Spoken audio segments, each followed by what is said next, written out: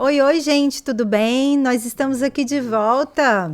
Eu, Gerlan e Guilherme, maravilhosos no nosso projeto Nós Três em Resenha.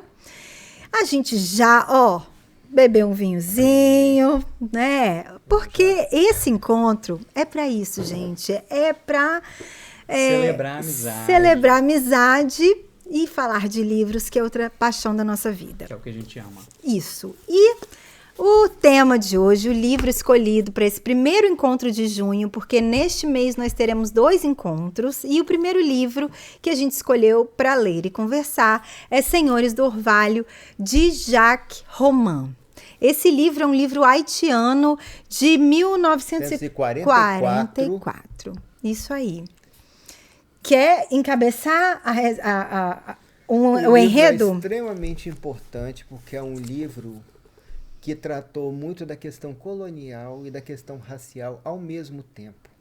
E ele veio de um país aonde essas questões elas fazem parte da essência da própria história do país. O que é o Haiti? O Haiti foi um país majoritariamente de raça negra, Sim. onde 90% da população é negra mesmo, não é mestiça. E é uma população, é um país que teve um colonialismo muito forte. A população negra foi muito estigmatizada, foi muito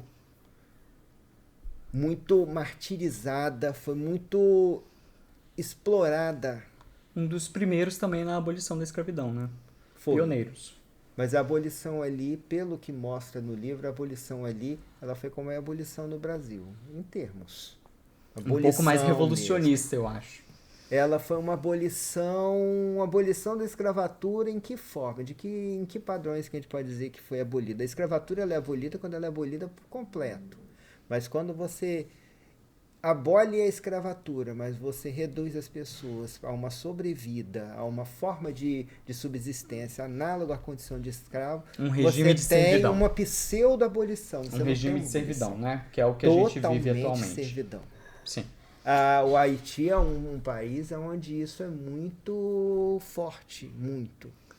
E o livro ele deixa muito claro isso. Ele mostra a população negra muito entregue à própria sorte. Ele faz alusões às diferenças sociais do país, mas o livro é todo passado no meio da população negra do campo e uma população extremamente lutando pela posse da terra também, né? Pela posse da terra e pela subsistência deles. Em manter a posse da terra que já era deles, né? Em garantir a subsistência e a posse da terra que era algo já de família, algo... Sim, porque até aquele momento ali eles já eram livres, né? Já eram considerados negros livres. Eles poderiam até ter uma descendência... escrava, mas ali nesse livro eles já são retratados como negros livres, já tem o seu pedaço de terra, já trabalha com plantio, já são camponeses e eles estão lutando ali pela posse daquele território. Antes da gente continuar falando sobre o que a gente achou, ou entrando nessa questão mais política, histórica, vamos tentar dar uma passada geral no que trata o livro. Para quem estiver assistindo e não teve oportunidade de ler, fica tentado a ler, porque é um livrão, a gente ficou apaixonado pelo livro, né? Foi um livro que mobilizou muito a gente, sobre o qual a gente conversou muito, né, antes desse encontro, porque a gente gostou muito, eu gostei, e acho sim, que... Sim, foi... Né, que os... é um livro simples. É um livro que não tem nada de muito mirabolante, mas a discussão dele é muito atual. Mesmo não sendo... Quando eu fiz a leitura do livro, parecia que eu estava lendo algo totalmente atual, do contexto atual. Eu tive muita dificuldade para entender ou para me localizar que esse livro tinha sido escrito em 1944. Exatamente. Parecia que eu estava lendo uma coisa de agora, porque o contexto ele converge com algo atual, com discussões que nós temos na atualidade, né? Muito. Ele é um livro que ele se mantém. Ele trata de questões que não foram totalmente resolvidas, então ela se mantém atual. Essas questões, elas se mantêm até hoje. De 1944 até hoje, essas questões ainda estão... Infelizmente. A luta desses grupos mais vulneráveis pela posse territorial, É uma questão muito característica da América Latina. A América Latina, ela é muito colonialista. E especialmente os países onde a predominância das pessoas de raça negra é muito grande. O colonialismo, ele é uma essência da América Latina. Ele é de praxe. Aqui na nossa região, ele é muito forte. Mas nos países onde a predominância da população é de raça negra, esses países mais pobres, esses países caribenhos, onde a maioria da população é negra, essa questão colonial, ela é muito mais pesada. Ela é jogada o potencial dela é muito mais danoso. Ela conversa com leituras que nós temos na atualidade, né? Torturado. Isso. Torturado. Mas eu comecei também leituras daquele momento, também como Vidas Secas, né? Vidas Secas. Exatamente. Mas ela conversou mais com Torturado. Quando eu comecei a ler o livro, na hora eu senti a ligação. Eu falei, gente, na hora eu senti a simbiose dos dois temas. Gente, vou parar porque eu quero falar para o pessoal que vai assistir o que então traz o livro. O livro fala de um casal que se chama Bienaimé e Delira. Esse casal, um casal já mais velho, tem um filho chamado Manuel. Esse filho sai de casa e vai tentar ganhar a vida em Cuba. E fica 15 anos em Cuba. Passa 15 anos em Cuba. E durante esse tempo fora, muitas coisas mudam na sua terra natal, né? O que ele conhecia na casa, né, dos pais, que era de comida abundante, talvez. Rios, a questão da água, né? Eles tinham essa coisa da irrigação, do plantio, da abundância de água. E aí, quando ele chega 15 anos depois... ele se depara com a seca. Isso. Ele chega exatamente no momento em que a terra está muito castigada pela seca. Isso. E muita fome, muita pobreza, muita necessidade. Um conflito familiar, né? Essa vila onde essas pessoas vivem, rural, né? Rouge, né? Onde eles vivem.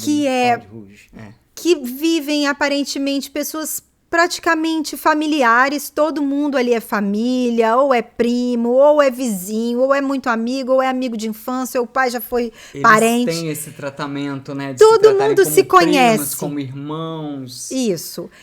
Existiu um conflito no passado que gerou ruptura morte, uma coisa muito violenta, e rompeu gerou dois grupos. A sociedade que era mais única, ela se tornou partida em dois grupos. Então, quando ele chega, ele se depara com esse grupo, né, que era tão unido, dividido, com as pessoas passando fome e com um cenário de submissão àquela condição. De resignação, né, de aceitação daquela condição. Isso. E ele chega já com aquele espírito revolucionista, né? Ele teve contato, progressista. Ele teve contato com os latifúndios, ele teve uma série de informações que ele recebeu em Cuba, que ele chega com uma outra cabeça, com uma visão de mudança. E aí ele é muito progressista. E ele vê aquele povo resignado, aceitando aquela situação e aquele desejo de mudança dele. E o primeiro contato que ele tem ele fica assim, gente, a gente precisa mudar essa situação aqui. Ele tem o primeiro contato com um amigo dele, né, que é um amigo muito próximo. Depois ele passa para a família. Fora que tem a questão da Anaíse também, né? Isso. A paixão dele. que é a primeira pessoa que ele encontra. Que aí, assim, me relacionou a enredos muito conhecidos na literatura, no cinema, que é essa coisa de brigas familiares e aí as pessoas, né, casais que se amam não podem ficar juntos porque a família é inimiga. Uma coisa que a gente já viu. Desde Shakespeare, gente. Nossa! Na hora que eu bati o olho nessa história, eu falei, gente, já conheço essa história. Mas não, apesar de ter essa semelhança, né? Eles tiveram uma nova forma de contar a história. Isso, ela tá embalada num novo contexto, né? Então, achei muito legal. O personagem mesmo, o Manuel, ele é muito progressista. Ele é uma pessoa que chega, ele quer mudar a situação. Ele não é aquela pessoa que chega, ele pega as pessoas todas muito acomodadas, aquela postura acomodada, da seca e de ninguém sabendo o que vai fazer, o que vai ser da vida daqui a alguns meses. As pessoas, assim, sem saber muito o que elas vão fazer da vida delas. O que o Manuel pensa? Ele fala, não, gente, a gente precisa fazer alguma coisa, a gente tem que mudar alguma coisa, a gente precisa realmente tomar alguma atitude para reverter a situação daquela seca. E ele resolve fazer isso. O Manuel resolve, ele sai atrás, busca para descobrir água, e ele tenta fazer o seguinte, nós vamos melhorar essa situação a partir de um projeto de união das pessoas. Ele quer unir as famílias, ele quer romper essa rivalidade, essa segregação que houve do grupo familiar, que antes era um e agora se tornou partido. Ele quer unir para que as pessoas juntas trabalhem exatamente em prol de um bem comum. É aquela pessoa, é o personagem, aquele personal que é o elemento catalisador e é aquele elemento agregador. Ele tem aquela postura de quem quer agregar na sociedade que ele vive. É aquela pessoa que tem esse perfil. Ele tenta fazer isso. Que é a busca da água, né? E quando ele encontra a água, ele vê essa necessidade assim, sozinho e com as pessoas do meu grupo, eu não vou conseguir levar água para toda a comunidade. Não. Então eu preciso resolver essa situação, eu preciso resolver essa briga que existe entre a comunidade para conseguir formar essa rivalidade antiga, que é o que eles, essa coisa que eles chamam essa formação de todo aquele grupo para resolver essa situação da água, né? Então ele vai em busca disso, de solucionar essa situação, e aí ele até procura a Anaíse em determinado momento, né? Tem pessoas que compram essa situação com ele, mas tem algumas pessoas, exatamente, eu senti 3 sentimentos: inveja, rivalidade afetiva e um ressentimento antigo muito grande. É um espírito ruim, especialmente uma pessoa, ela vai contra. Uhum. Tem uma porque, pessoa... na verdade, a gente tem um agente, ele né? chega com esse espírito de mudança, esse espírito de revolução, ele quer resolver a situação, e aí existe um grupo mais conservador. Existe. Então ele cria uma confusão nesse quando ele grupo chega mais com conservador, essa sede de mudança, ele cria uma confusão, e esse grupo mais conservador, eles criam uma resistência. Eles não são pessoas mais resignadas, então existe uma dificuldade de quebrar aquilo. São pessoas que têm muita dificuldade de mudança. Geralmente a pessoa não é nem questão, às vezes a pessoa pode ter essa dificuldade de mudança por acomodação, e às vezes ela pode ter essa dificuldade exatamente por uma série de outros fatores. No caso, não foi tanto por acomodação. Eram as pessoas que realmente tinham ressentimentos por conta daquela questão toda, daquela briga toda, daquela questão que houve antiga, que era uma questão que deu exatamente por conta de cobiça, em que o grupo se partiu. Aí essas pessoas, especialmente uma pessoa, que é uma pessoa que tinha uma inveja violenta dele, que tinha que foi, na verdade, filho, não? Filho de um dos envolvidos. Perdeu o pai que foi morto. Exatamente. Mas o próprio pai dele também era um desses que fazia resistência, né? Exatamente. Por outros motivos, né? A resistência dele maior não foi resistência à mudança, foi resistência à pessoa do Manuel. Tanto que o que aconteceu depois... Que eu acho que, na verdade, ele também já tinha um sentimento pela Anaíse também. Não, que era personagem. Isso aí foi dito no final de um dos capítulos. Ele diz para Anaíse, no final, ele já chega e fala, Manuel, você já atravessou meu caminho 2 vezes.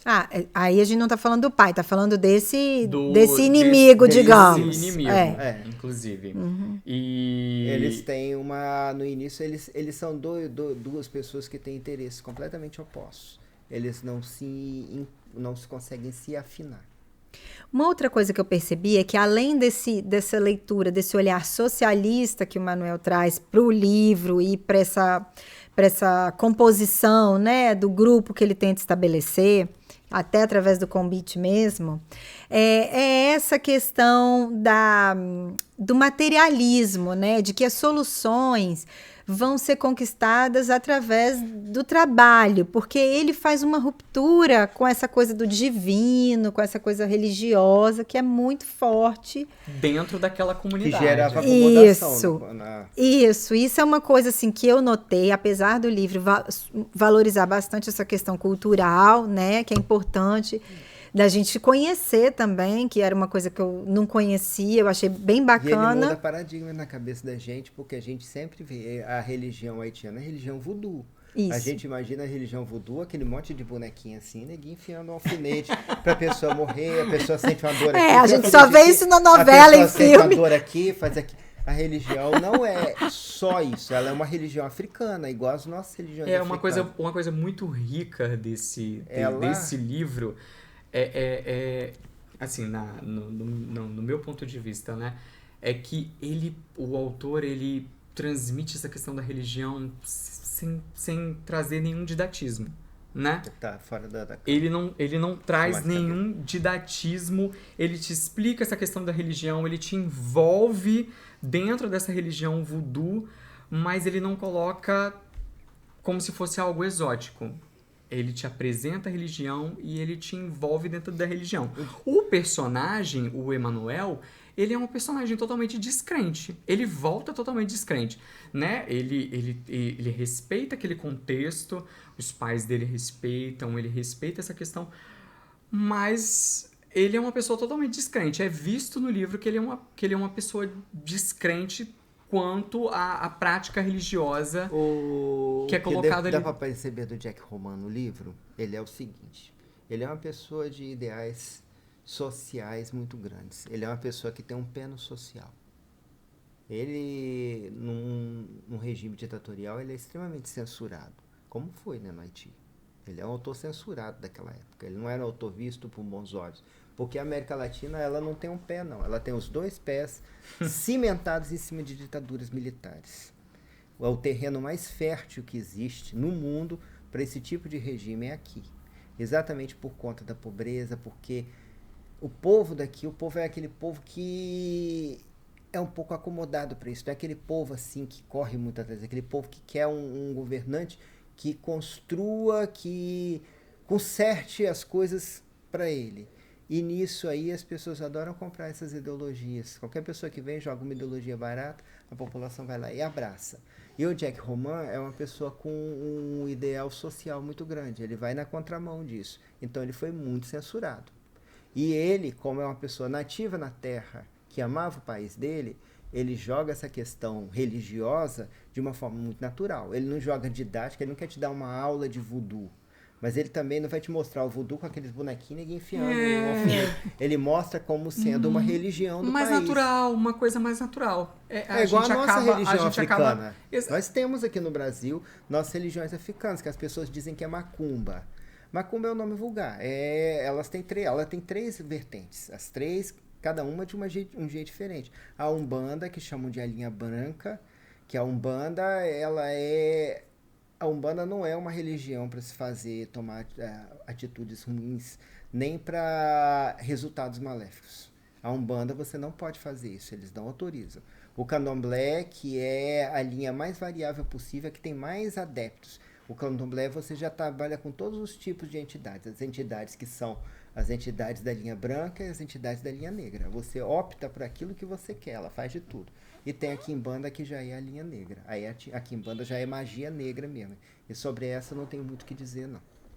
Acho que só a descrição, magia negra, já define tudo. Ele não precisa entrar em muitos detalhes. Mas eu gostei muito disso, mesmo para um livro que não é da nossa época é como é tratada essa questão da religião de uma maneira leve, né? Você acaba criando um entrosamento com aquele contexto ali, mas sem exotizar aquilo. Você também não fica surpreso, não cria nenhum... Ele te envolve de uma maneira envolvente. Como a população envolve a religião, como a população utiliza aquilo. Não é aquela coisa que a gente vê para vender em filme de Hollywood. Exatamente. É a coisa exatamente como ela é. Como ela deve ser. Então isso aí enriquece muito a questão tratada no livro. A outra coisa também que eu acho que posso puxar para essa leitura é a questão da natureza, a questão ecológica, que ele trata também, mas não fica levantando bandeira, né? Porque é abordado no livro também que a seca se deve à forma como as pessoas trataram a terra. Lidam com a terra, né? Que destruíram, né? Mataram as árvores, etc. Que o Manuel, ele volta com uma visão, mas ele compreende melhor as coisas da natureza, de uma maneira menos mística. É mais esclarecido. Isso, né? Então, o autor, ele traz também essas questões, né? Ligadas à ecologia, ligadas à religião, ligadas à política, e tudo isso envolvido no romance, né, que tem sua pegada também. Tem momentos do livro que dá aquele, né, tem momento hot ali, né, gente? Tem um momento hot do livro que você fala, gente, né, entre a Anaís e o Manuel, é bem... Então, ela tem a pegada romântica do livro. Tem, tá isso bem aí... fechadinho, tá bem amarradinho. Tá. Gervilen, né, que é o rapaz que vai contra. Gervilen. Isso. Essa questão ecológica, ela fica muito não subentendida. Ela é um pano de fundo, mas ela fica clara no livro. Porque o Manuel é uma pessoa, a população é muito simples, os personagens do livro são todos muito humildes.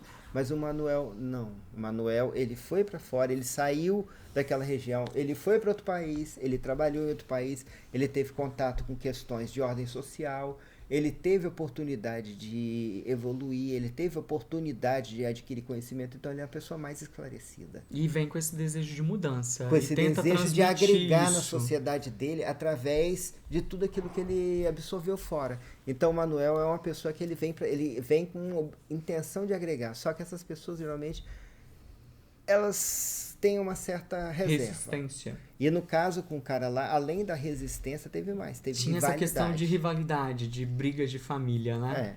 E aí ele tinha que resolver esta questão que estava em aberto antes de conseguir resolver essa questão da água.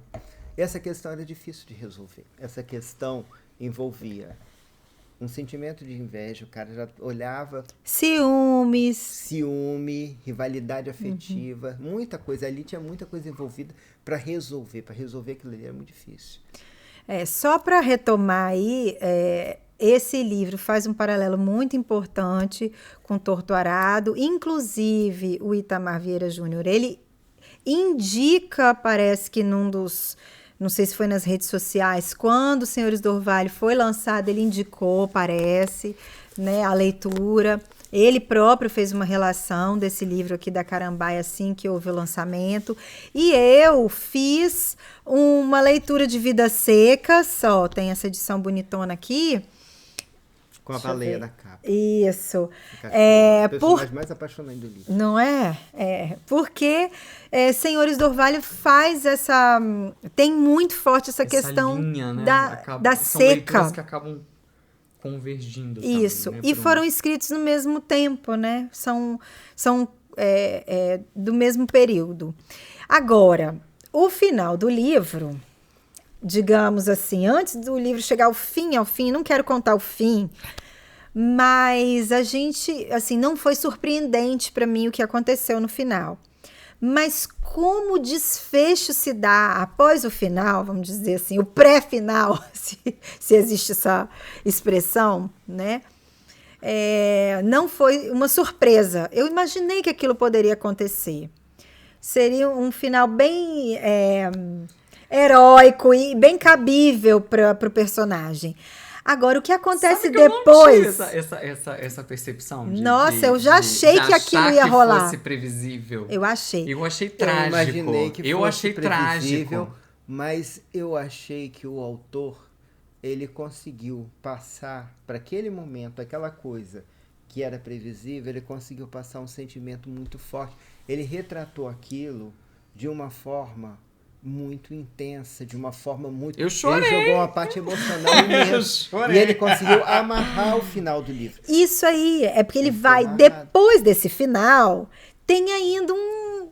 Gente, porque quem leu, vai entender. Torto Arado, vai se afeiçoar ao Emanuel de Senhores do Orvalho como Severo, que era o marido de Bibiana.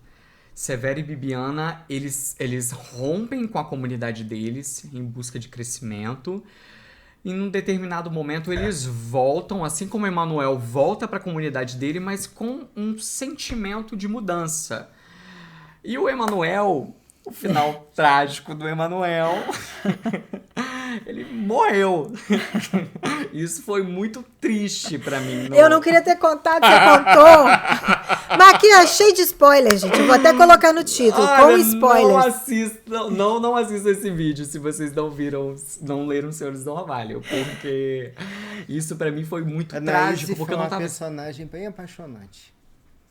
Uma mulher ele cria essa visão romântica. Na verdade, logo quando ele conhece a Anaíse, já é perceptível esse interesse dele por ela, né? Já. Agora, que mãe é essa, gente? Essa mãe, pra mim... A mãe dele, Delira. a Delira. Delira é maravilhosa, gente. Pra mim, ela foi Delira a tudo. sensação do livro. Na verdade, a figura da metade pro livro pro final mostra de uma forma muito forte a figura feminina. Como os personagens norteadores. Ele o que entrega o protagonismo pra ela, total, né? Total pra uma Delira. Personagem que ela é uma mãe na essência. O sentimento maternal dela não é aquele sentimento maternal assim estereotipado. Ela é uma mãe na essência. Ela é aquela mulher que ela tem o filho, ela tem uma paixão violenta. E no pior momento que ela tem, assim, no pior momento da vida dela, ela fala: gente, meu filho morreu, mas a vida dele precisa ter algum sentido, o sentido que ele me determinou. E Delira vai. E ela dá continuidade ao trabalho político dele, que é... Delira, ela compra a causa dele. Quer ela formar, quer resolver aquela questão. E ela compra também por ser correto. Resolver aquela questão de rivalidade entre as famílias. Tipo, olha, era isso que vocês queriam, era esse o pagamento que vocês queriam, era esse o preço que tinha que ser pago, o meu filho morreu, então vamos resolver essa briga familiar. Porque, né, pagou-se sangue com sangue, né? O começo da briga foi por conta de morte e o final da briga também foi paga com o sangue do filho dela. Então, ela foi em busca de dar continuidade ao trabalho dele. Que era de formar o convite. Ela buscou a essência, o objetivo do trabalho dele, ela vai atrás daquele objetivo. Gente, que final. Esse livro encerra... Esse final, ele foi muito forte pra mim. O livro foi maravilhoso. Como ele trabalhou a mãe dele de uma forma forte, incrível, né? A Anaíse, ela teve aquele momento significativo, sim, tanto que, na verdade, o final, né, e você falou assim, o final ele vai terminar de uma forma mística, de uma forma mágica. Mas aí vamos deixar esse spoiler pra lá. Já falamos, já temos quase todos os spoilers. Gente, é difícil falar de um livro bom assim sem dar spoiler, né? Se você não leu e está assistindo esse vídeo, você já está convencido, né, de ler esse livro? Duvido que não esteja. Eu falo assim, que não, as pessoas livro, que gente, leram... Ele é arrebatador. As pessoas que leram Vidas Secas e as pessoas que leram Torto Arado podem ler sem erro Senhores do Orvalho, que, assim, a linha de raciocínio é muito parecida. É muito parecida. É muito parecida. E é um livro que surpreende. Quando eu peguei para ler, eu já tinha boas expectativas. Eu já tinha lido algumas resenhas críticas, já tinha ótimas expectativas, mas o livro ele me surpreendeu. Ele conseguiu me tirar o choro. Esse final, da metade pro final, ele conseguiu me tirar o choro. Ele é um livro muito lindo. Como eu disse, é um livro simples.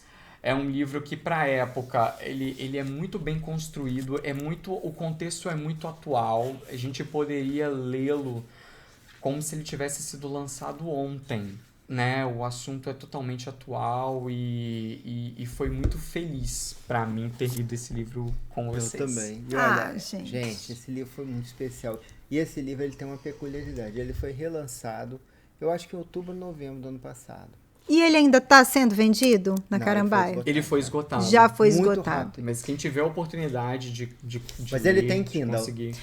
Então tem no Kindle, gente. Tem no então vocês não conseguem comprar mais no físico, mas o e-book ainda é possível, né, conseguir.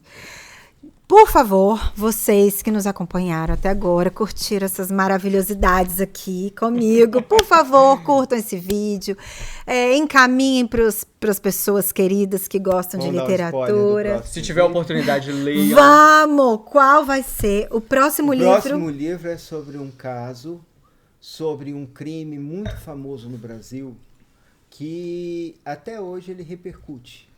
Inclusive, o dia 18 de maio, o Dia Nacional contra o Abuso e Exploração Infantil, em virtude desse caso, é o dia que deu o desaparecimento de uma vítima, de uma menina de 8 anos em Vitória, Espírito Santo, vítima de um crime sexual que nunca foi esclarecido, embora todo mundo saiba o esclarecimento desse crime. É o caso Araceli. O livro chama Araceli, Meu Amor, é do escritor maranhense José Lozeiro, foi censurado durante o período da ditadura militar a pedido das famílias envolvidas e hoje ele pode ser encontrado no sebo. O meu eu comprei esses dias, ele ainda está em acervo, existe. Uma amiga comprou essa semana, sabendo que a gente ia ler ainda esse mês, ela comprou e está lendo. Então, gente, se vocês já quiserem ler para não receber spoiler, apesar de ser uma história, né, muito conhecida, né, não é um livro... É uma história antiga, o crime foi em 1973, a única pessoa que eu poder falar do crime assim, de que viveu dele sou eu. Mas a história é a seguinte, assim, a gente não tem spoiler pra dar, porque é um caso que aconteceu, né? Eu tenho, porque eu vivi na época, Araceli. Então, gente, espera. A gente vai gravar antes do final do mês de junho, o novo vídeo vai estar no ar. É isso. Então, é muito delicioso, é o vídeo que eu mais amo fazer, é esse com vocês. Até porque a gente se diverte, a gente bebe, a gente janta, a gente se diverte. Isso. É o nosso momento. É bom demais. Momento de amigos. Eu só sei que eu amei demais esse livro. Ele vale muito a pena. Eu gosto muito das questões tratadas nele, as questões sociais. São questões sociais muito fortes que ainda são discutidas, né? O livro conseguindo ser questões atual, importantes. de 1944 para cá. Espero que vocês aí de casa sintam essa energia boa que está rolando por aqui e que tenham ficado entusiasmados em ler esse livro. Um beijo grande e até a próxima. Tchau, tchau. Tchau.